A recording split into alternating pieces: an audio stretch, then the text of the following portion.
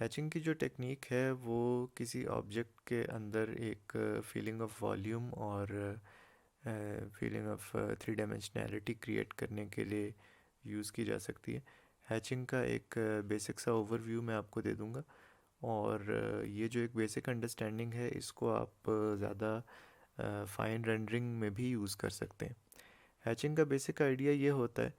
कि आप हैचिंग के अंदर अपनी रेंडरिंग की जो लाइंस की डायरेक्शन डिटर्मिन कर रहे होते हैं या कर्वेचर डिटर्मिन कर रहे होते हैं, वो इस तरह होता है कि आपकी लाइंस आपके ऑब्जेक्ट की फॉर्म के हिसाब से चल रही हों। मतलब ये कि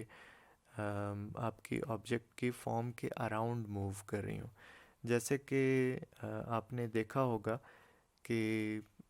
3D मॉडल्स जो होते हैं, अगर आप उनको वायर फ्रेम में देखें तो उनकी अक्रॉस और उनकी लेंथ में स्ट्रेट लाइंस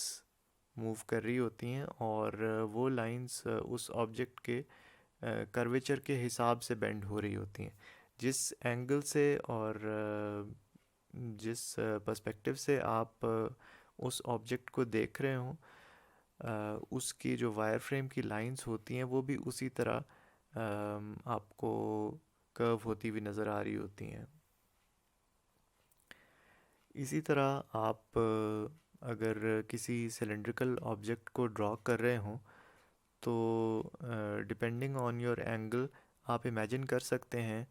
कि अगर उसके अक्रॉस कोई लाइंस जा रही हों तो वो किस एंगल पे जा रही होंगी, और अगर उसकी लेंथ के हिसाब से कोई लाइंस जा रही हों तो वो किस तरह उसकी फॉर्म के ऊपर बेंड हो रही होंगी। तो आपकी जो हैचिंग है उसको आपको इस तरह प्लान करना चाहिए कि आपको जिस हद तक एक फॉर्म की अंडरस्टैंडिंग है उसके हिसाब से जहाँ जहाँ आपको लगता है कि उसकी फॉर्म के अंदर कोई बल जाता है, या ये कि उसकी फॉर्म बेंड होती है, या उसके अंदर किसी भी तरह का कर्वेचर आता है, तो आप अपनी लाइंस को उसी तरह कर्व करेंगे। और अगर वो फॉर्म जो है वो जिस एंगल से आप देख रहे हैं वहाँ पे उसमें कोई फ्लैट प्लेन है, तो आपकी रेंडरिंग या हैचिंग की लाइंस भी उसी तरह उस फॉर्म के ऊपर से फ्लैट मूव करेंगी।